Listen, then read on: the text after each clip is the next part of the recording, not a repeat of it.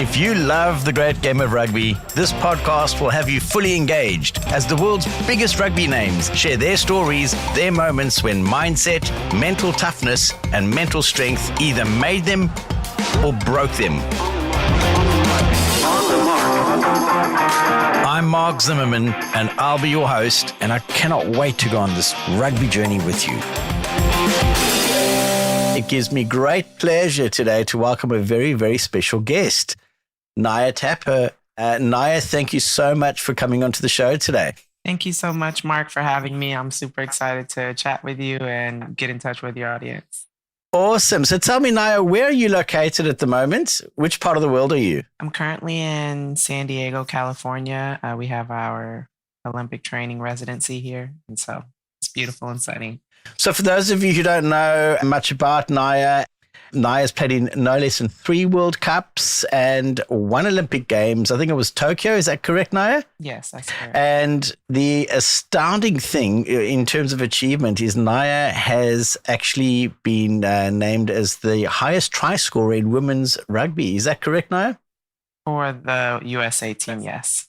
For the USA team, I think that is an incredible achievement. So we're really looking forward to this conversation. I think everyone involved in rugby across the 7s and the 15-player format can learn a lot from someone such as yourself who's had exposure to both the Olympics and rugby at the highest levels. So we're really looking forward to getting straight into it. So why don't we do just that? Naya, I'm dying to understand, what did you find in terms of mental skills was the biggest shift in terms of mindset on your path to becoming that high try-scoring individual? I think for me, it was just where I was putting my focus at. And so one thing I worked on with my sports psychologist that had a big impact on the improvement of my success as a player was being able to be aware of how I was feeling, release it, and then find the next action.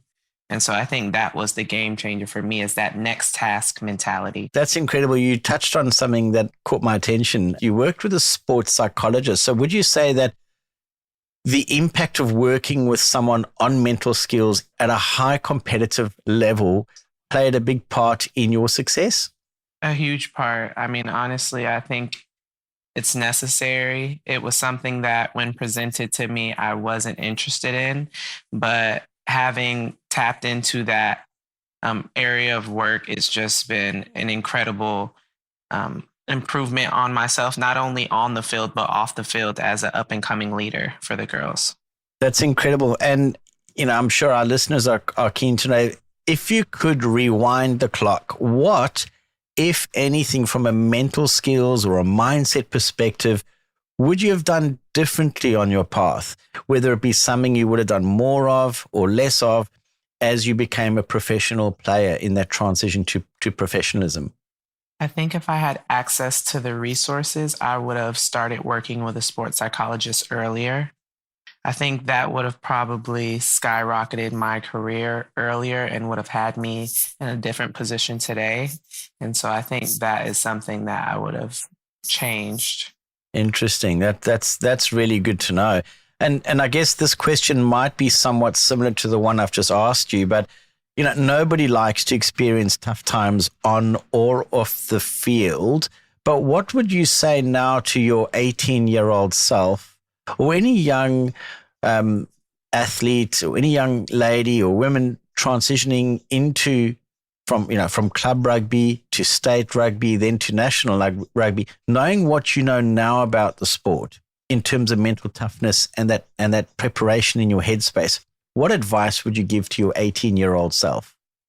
The importance of figuring out what your why is, figuring out what motivates you on a daily basis and what your purpose is being involved in that specific sport, being involved in rugby, because you're going to have moments where you question why you're putting yourself through the mental, physical, emotional stresses that come with rugby.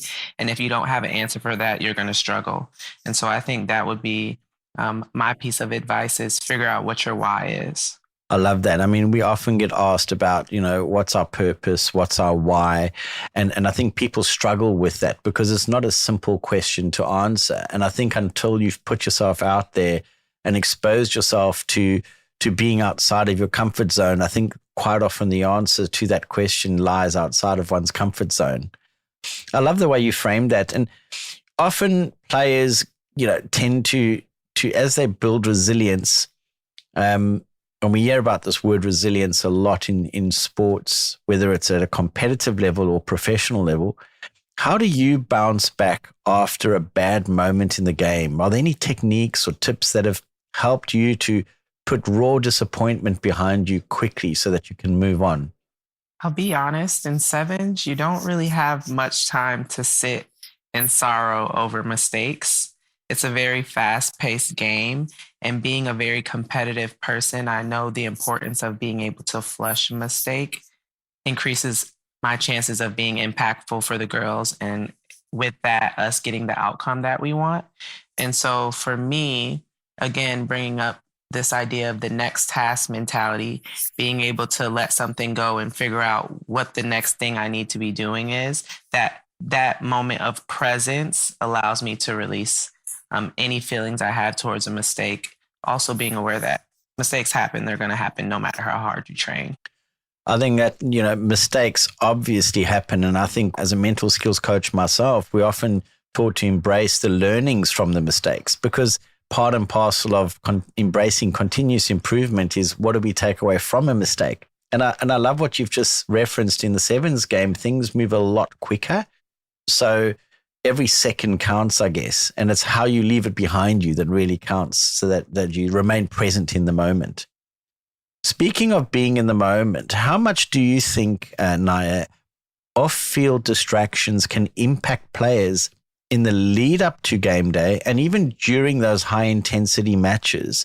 Is there a technique that you use to block out the background noise and maintain focus on the task at hand? I think just finding a routine, a week routine leading up to the game, a day before routine leading up to that next day, a before game routine, just having something to fall back on when things are chaotic. I think that brings calmness to the situation, to the environment. And so for me, I always try to stick to a specific routine and not stray away from that too much to keep my mind as peaceful as possible. And then also taking those times throughout those chaotic days, those stressful days of game day, to sit in silence, sit with yourself, sit with your thoughts, put your headphones on, listen to some music, just finding those little moments throughout those game days to disconnect, even if it's for 2 minutes. Wow. So one actually needs to get the balance right between being overstimulated and then giving yourself some time to actually zone out so that you can be present on game day. That's fascinating. Yesterday evening we hosted a rugby event and we had some of the Australian Wallaroos on a panel. Some of them play sevens for Australia, and the topic of injury came up, right? And how do you remain mentally present and motivated while you are sidelined? Now, you yourself have sustained an injury recently. Is that still currently the case? Yes. And how do you remain motivated and mentally strong while you are sidelined and itching to get back into the game? I think for me, it's just trying to be as present as possible in terms of just taking it day by day. For me, it's at the end of a training day, doing rehab and things of that such, is trying to find the small wins of that day. Also, in the bigger picture realm, reminding myself you're working towards a bigger goal and that injury is a part of sports. It's unfortunately like something that you can't always avoid. And so the acceptance and awareness of that, and the understanding that I'm trying to create small goals every day. And so every day I go in, it's, making sure I finish my rehab, that I do my recovery properly, that I'm still supporting the girls on the sideline, and staying connected with the environment, even though I'm in a different space. And so I think that would be kind of my way of handling it. There's so much going on. And so you have those distractions to allow you sometimes to forget you're injured at times, which I really enjoy those moments. But for me, I mainly think it's just creating small goals throughout the day, and at the end of the day, making myself aware of those small wins that I had that day. And eventually those days add up, and one day you're back in it with the girls. So that's kind of my process. That's incredible. And you make reference to goals. So even if you're sidelined and not able to play competitive sport while you are recovering, you can still make those goals that become the stepping stones on your pathway back to playing again. And I think that's a really key point you've just made there. So anyone who's listening to this podcast who's injured and sidelined, no matter whether you play competitive rugby or or professional rugby, if you're sidelined, it doesn't mean to say that you need to just mope. Set those goals, create that path to returning. And I think that's a really key point you've just made. Naya, I often refer to mental skills in any team sport, but rugby being my passion, I often refer to that as being the software that enables the hardware to perform at its peak or its optimal best. Can you share with our listeners what you believe or what you do to keep your mental fitness up and how you build mental strength so that you can be mentally tough and ready and resilient, not only just for yourself, Naya, but for your team as well? Are there any tips you can share with our listeners on that point? One of the things, as we touched on earlier, was having access to a sports psychologist. I've been working with him, I want to say, for 6 years now, and meeting with him every week to chat about the ups and downs that I went throughout the week and what processes I took to deal with those situations or those hard conversations that I had that week and what process I took to combat those.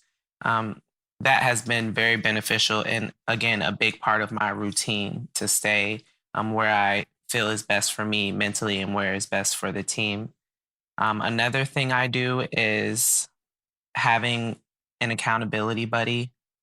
And so having somebody who's close to me on the team who I know is not afraid of confrontation, not afraid to tell me like it is and to be straightforward with me, having that type of person on the field with me to hold me accountable when I do lose track of where I need to be mentally, when I have a lack in judgment of certain conversations, somebody to step up and say, hey, Naya, remember this is something you're working on, or hey, Naya, maybe this is a way you can go about it. Having somebody to fall back on when I do have those moments of not being aware, which will always be around. And then lastly, I think for me, just listening. I think a lot of the times going through trainings, you always want to give feedback. You always want to have a response.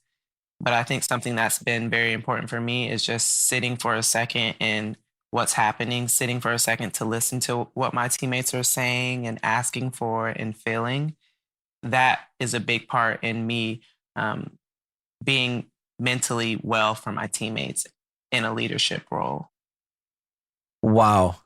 Naya, we've been really lucky to have some incredibly high profile, well-known rugby players and coaches on this podcast, such as yourself. And I think what you've just said is probably one of the most profound comments I've heard to date. The word accountability and having an accountability buddy, it resonates so well with me, because if we slip up in holding ourselves accountable in the heat of the battle, so to speak, and we've got an accountability buddy there who's out there in the arena with us, who can tap us on the shoulder, so to speak, and just say, hey, let's just remember what the aligned vision is, what the aligned purpose is. That is incredibly powerful. And then the second thing you touched on there, which is listening.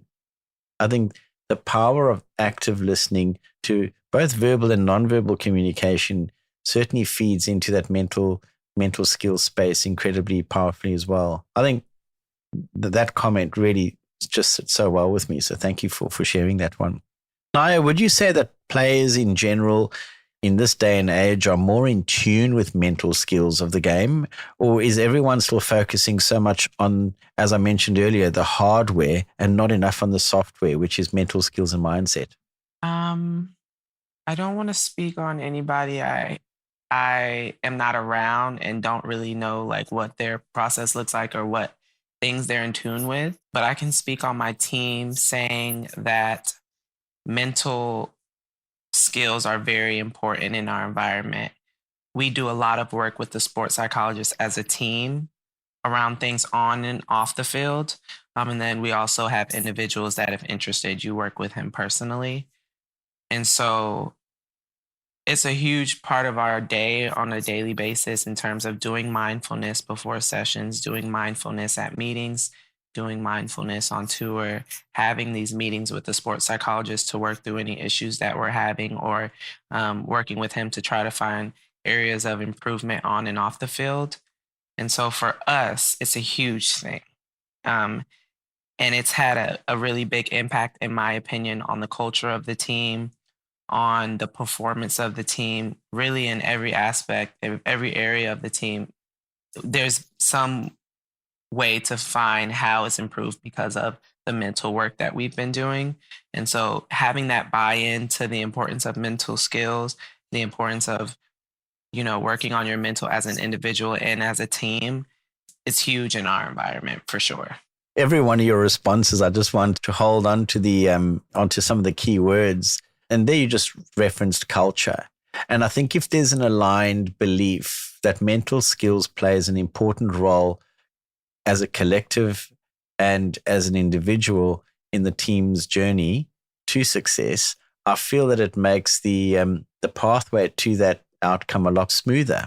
And then, I guess even as mental skills coaches, I'm fortunate enough, I coach players from grassroots level all the way through to national level.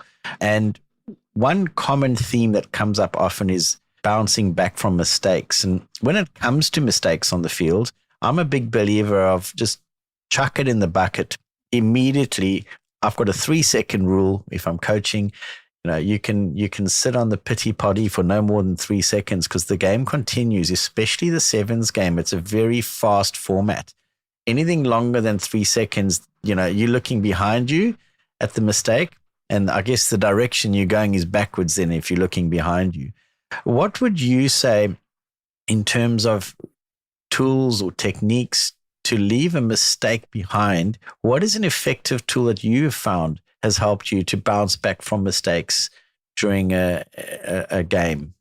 I would say maybe a 3-step process that doesn't take very long in terms of 1, being aware of the mistake, 2, a quick way to fix the mistake, and 3, going to the next task. And if that next task is something similar to the mistake you just made, being able to put that learning moment that you just had into action so that hopefully you get a better outcome. But if it's not related to that mistake that you just made, doing the next task. Every single one of us, whether we like it or not, we learn from these mistakes. Sometimes they're painful lessons to learn, but I'll call them school fees. If it's cost a point, it's cost you your school fees, but we learn from them. And here's a question I ask our guests coming onto the pod. It's a bit of a quirky one. Is there a particular pre-game ritual that helps you to prepare mentally for a big game that you can share with us? For me, it's definitely going to be music. I love to have my Beats headphones on that are noise canceling, and all I am hearing is the music. I think it's a huge, good distraction for me. I kind of go into another world, and it's that type of disattachment from the environment, the stress of performance, the chaos of sevens rugby, to be able to just be in a space of calmness and sing a song that I love that distracts me from the stress of everything. I think that's the thing that allows me to stay in a calm place. And so the next question is going to be, so what is that song that gets you going then, Naya? Tell us. Honestly, it's no specific song. So it really just depends on my mood that day, whether I'm listening to slow R&B music or fast-paced hip hop music, and it even changes from game to game. And so honestly, like the Spotify on shuffle is kind of what I'm going through, and Yeah, That's where it's at. It's a big range. We asked the same question to Henry Patterson last night at our event, and he's a sevens player for Australia. And it's so fascinating how each player has a different playlist, and we were just having a bit of fun with them. What those songs are that get the sevens players going, and it does vary from player to player. That's great. Well, thanks for sharing that with us. I guess the back to mental skills then, and less about Spotify. Do you think that there are some players within the team whose journey introduced them to mental skills a lot earlier on their pathway? Now, you mentioned that, you wish you'd had access a lot earlier to a sports psychologist or a mental skills coach. Are there some players that are only now coming around to the fact that there's benefit in mental skills versus some players that have worked with mental skills coaches for a lot longer? Even just looking at myself, how I've transitioned when it comes to mental skills. At first, you'll have players that are just like, absolutely not. Like, I'm not interested. It's a waste of time. And I was one of those players. And then you have the situation where you try it. It's very spotty how much you interact with it. And then graduating from there, maybe you only go and have the conversation with the mental coach when you're down, when you're having issues. But when it's good days, they never hear from you. And then you have the full buy-in where you're working with the coach consistently through the ups and the downs and everything in between. And so myself, I have gone through every one of those stages. And I think on our team, a lot of the girls haven't had exposure to a mental coach or a sports psychologist until coming into this environment, myself included. And so I want to say that everybody who's come in has probably gone through those stages, whether jumping from others or going through all the stages.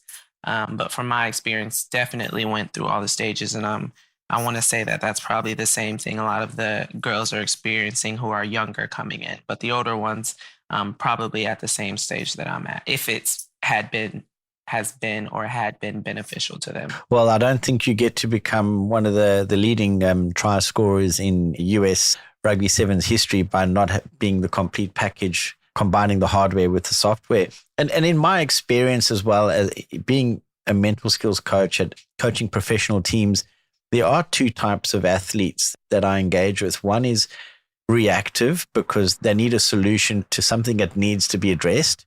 And then there are the proactive athletes who go, look, we understand that mental skills is a journey. It's a journey to as a part of embracing continuous improvement. So I do encounter athletes that are proactive and reactive when it comes to it. And I guess slowly but surely those that are reactive realize that getting on the front foot of mental skills is just as important as being on the front foot of your technical skills. Naya, I'm dying to ask you this question. Our audiences love this one. Can you share a story with us, a short story, where mental toughness and having to really dig deep mentally was the difference between either falling apart in a game or actually lifting your game? For example, we had LA Sevens a couple months ago, and we were playing Canada, which is a mentally tough team for us because they are, quote unquote, a rival of our team, and a team that performs very well, but also for some of the girls can get under their skin. And so it's already a fragile stress game going in. For me, during that game, I only played the first half, and in the 6th minute of that half, ended up hurting my shoulder, which is the injury I'm dealing with now. And normally, a normal human being would be like, it's time to get out of the game. But rugby players do not do that. And so for me, if you think about mistakes and how like sometimes you can just sit in something for so long and let it fester, the same goes with injuries where a lot of the times like you sit in that feeling of the pain of it and the discomfort of it, and you make the decision to just stay in that space. And for me, being a competitive person, but also having worked on the mental skills aspect of next task mentality, I just had the quickest reaction of that hurts, but I have to get up and go play defense. And being able to be aware of how I was feeling and to release that and go on to my next task and do what I needed to do for those last remaining 2 minutes of that half to still be performing at a level and to still be impactful for the girls, even though I was in discomfort. I think that next task mentality and that competitiveness to be able to kind of ignore something in a sense because of the bigger goal of not wanting to let your teammates down, wanting to win a game to be able to progress to the next level and reach the goal that you have for that tournament. I think that was a moment for me, but also a time where I'm like, rugby players are crazy. Why Rugby. would we do that?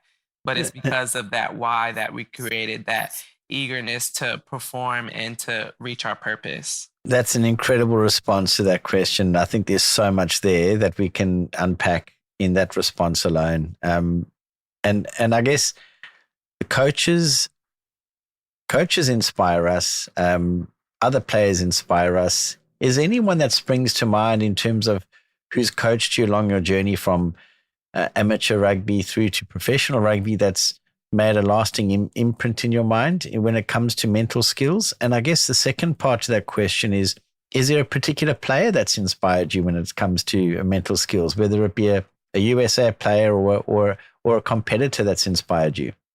I think on the coach side, I had a coach. His name was Chris Brown. We called him Brownie. Um, I think I learned the most from him because he was the most challenging for me.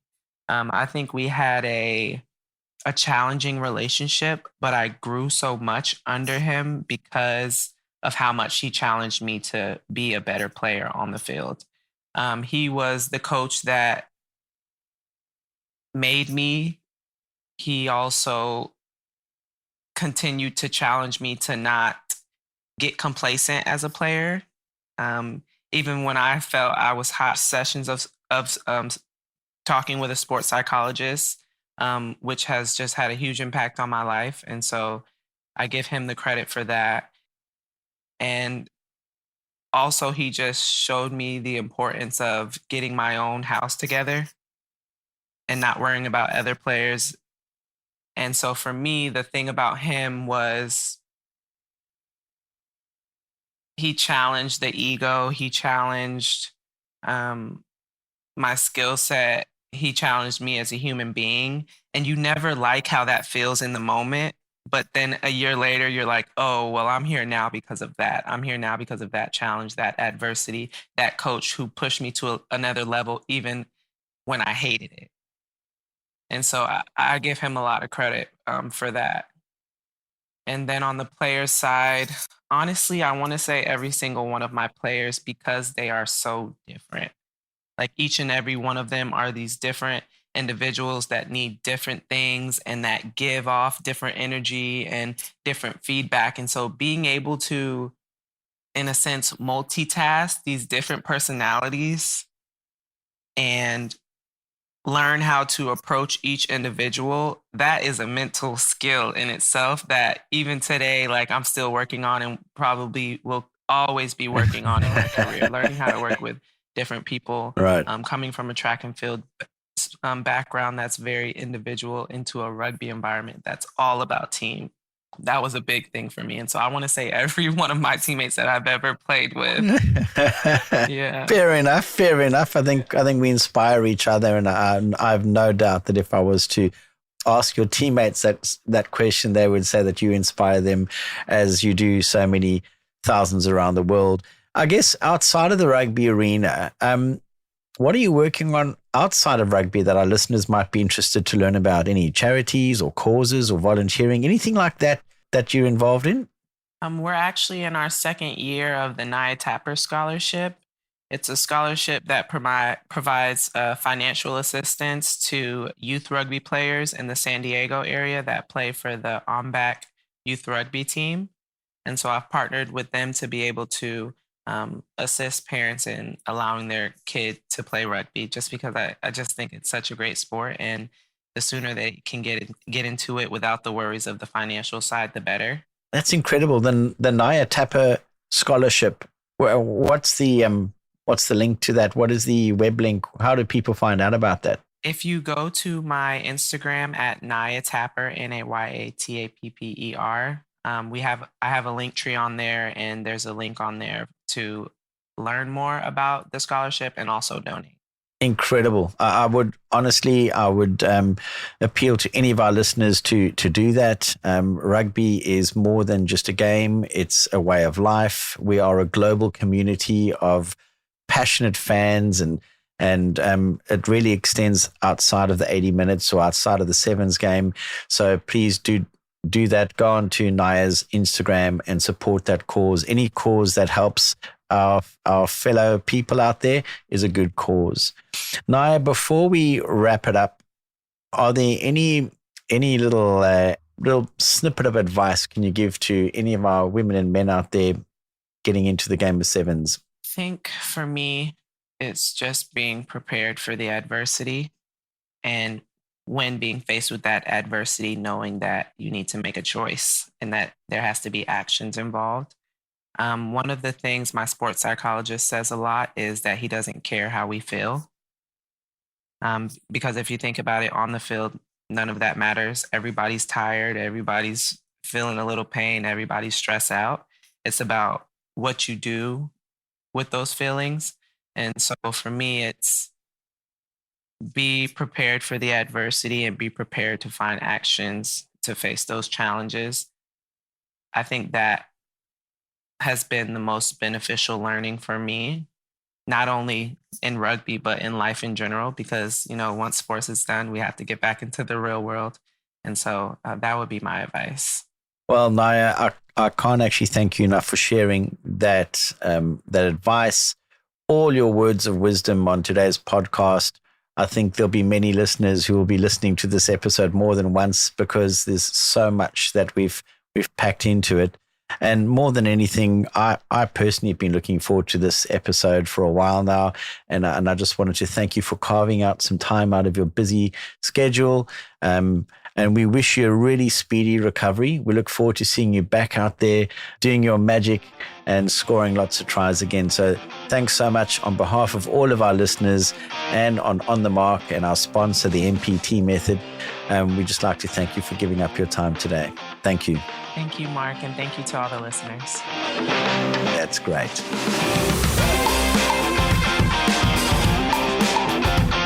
You've been listening to On the Mark, all things rugby, life, and mental skills. This podcast is brought to you by the MPT Method, Mindset, Performance, and Team, a coaching tool and a coaching framework designed to help coaches and players bring out the absolute best in their performance, both on and off the field. Join us and follow us as we continue to bring you the world's great names in coaching and players across the rugby spectrum.